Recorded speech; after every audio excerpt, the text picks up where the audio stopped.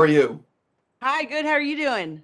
I'm doing excellent. I really want to say sincerely, great job on season two. I finished it. It's so well done. It's excellent. Thank you. Oh my Uh, gosh. I'm so happy to hear that. I've lost such perspective because we've been so in the trenches of it. yeah, So yeah. it feels like we really just threw it out, came out of that birth canal. It's really excellent, and I wish I could talk specifically about episodes 9 and 10, but I cannot. So we will I move past. know. We will move past that. We can't I do. right.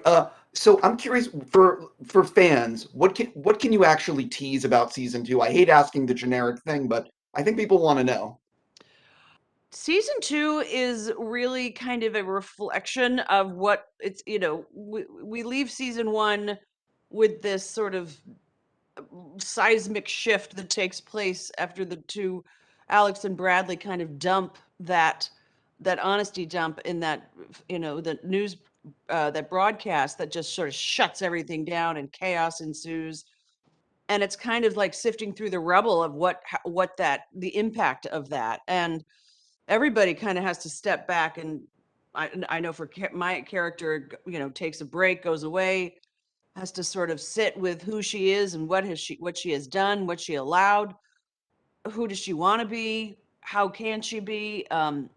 This was a lot of self-reflection and identity, and also then eventually the devil, she gets seduced back to the world, and then I think she believes, I think I'm a different person. I think I can still show up, go back to the scene of the crime, and walk my talk this way and walk my walk. Not so easy. So there's a lot of wonderful twists and turns, and dealing with cancel culture. What does that look like? We really wanted to sort of address that in terms of go looking at the gray, because it's just not so black and white. What happens to these people when they just are canceled? Is that it? Where do they go? Do they just live in the Hamptons? I mean, do they just, go off to, is there room for redemption? I think the answer is That it? Italy. Or Italy, Right. wherever, you know, wherever Right. your spot may be. You have some really great emotionally charged scenes this season. And I'm curious, I love asking actors about how they get ready for something like this. And if you don't mind, say on a Monday you're going to be filming something that's really going to be emotional. How do you typically like to prepare for like scenes like that? Is it like days in advance you're thinking about it? Is the night before you're in your head? I mean, can you sort of talk about that? I usually prep on Sunday for the week. So I'll usually, when I work with this incredible woman, Nancy Banks, who's been my acting guru coach. So we'll prep the week's work.